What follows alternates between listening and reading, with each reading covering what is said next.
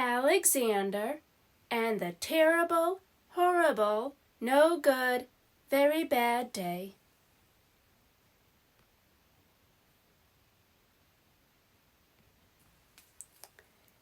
I went to sleep with gum in my mouth, and now there's gum in my hair.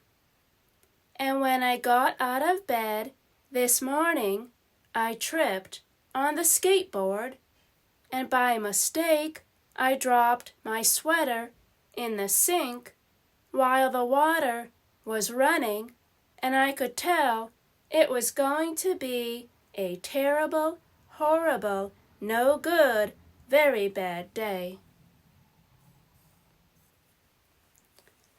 At breakfast, Anthony found a Corvette Stingray car kit in his breakfast cereal box, and Nick found a junior undercover agent code ring in his breakfast cereal box. But in my breakfast cereal box, all I found was breakfast cereal.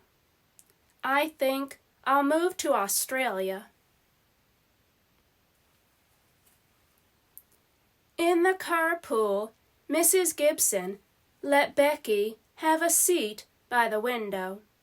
Audrey and Elliot got seats by the window, too. I said I was being scrunched.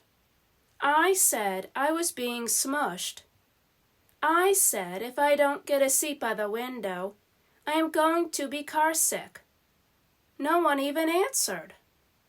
I could tell it was going to be a terrible, horrible, no good, very bad day. At school, Mrs. Dickens liked Paul's picture of the sailboat better than my picture of the invisible castle. At singing time, she said I sang too loud.